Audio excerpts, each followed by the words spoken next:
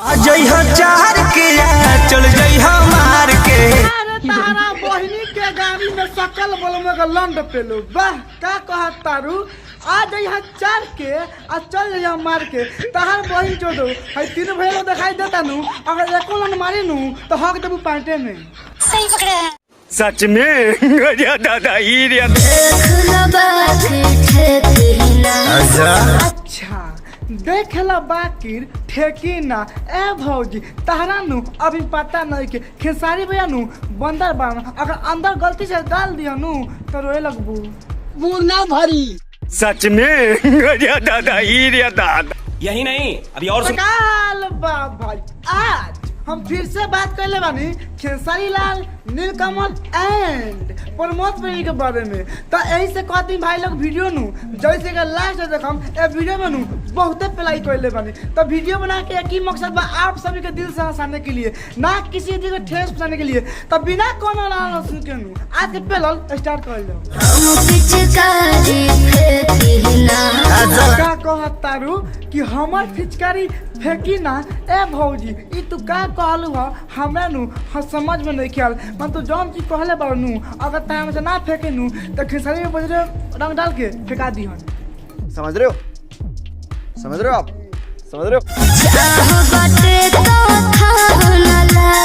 ए भौजी तहरा भीतर ही काली घाट के गुफा बका कि तू कहत तारू चाहबा तो बात तो भजो ना समझ में कादू होगन।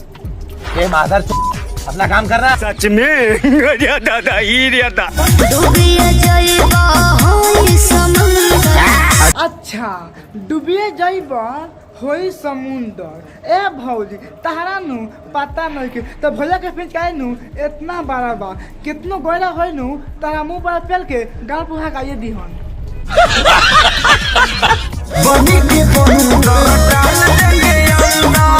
भौजी तारा समझ में आयल ख खेसारी भैया का नाम बानू कि बनी के बंदर आ डाल देंगे अंदर। ई बात नु ई बिल्कुल सही कहली ना गलती से नु तू ना मत करिए प्यार से डलवा लिए आ प्यार से इकलवा लिए और गलती से बंदर बन के अंदर डाल दिया नु तो हक देबू पूर्णा भरी।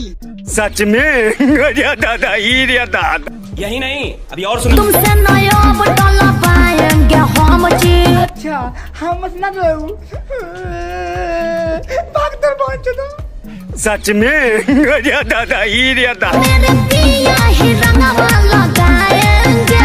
अच्छा तहार भतार रंग लगियन तो हम का करम लार चाट के बड़ा रकम का। सही पकड़े हैं। सच में गजा दादा ही रे दादा। नहीं भैया तू भौजी के काम आइबा कि ना आइबा ई तो हमरा पता नहीं के बाकी हम कसम से कहता नहीं अगर भौजी के बता ना रही तो जा आएम आ पटक के रंग लगा के आ चलिए जाए। सच में गजा दादा ही रे दादा। माल काल होलिये में छोड़ के बाहर ओकरा बहनी के गाड़ी में बड़का फिचकारी डालो वाह ए भैया तहार माल छोड़ के चल गली बिया। एक काम करो उतारा के नु फोन करके बोलाई जब जले चार के नु तो खूब मार के आ जाई ह। समझ रहे हो आप समझ रहे हो। चल गइल माल काल होलिये में छोड़ के सार्थ नहीं तो लंडला में तारो तो माल होली में छोड़ के चलिए गए नु तो ई बाबा दिखाई देता नु इके से पलवा तनी मान जाई। मारो मुझे मारो मुझे मारो नहीं ये मजाक हो रहा है। एक सेकंड यार मजाक हो रहा है। आ जइहा चार के चल जइहा मार के। अरे तहरा बहिनी के गाड़ी में सकल बोलमे के लंड पेलो वाह का कहत तारू। आ जइहा चार के आ चल जइहा मार के तहार बहिन चोदो है तीन भैया दिखाई देता नु अगर एको लंड मारी नु तो हक देबू पांटे में। सही पकड़े हैं।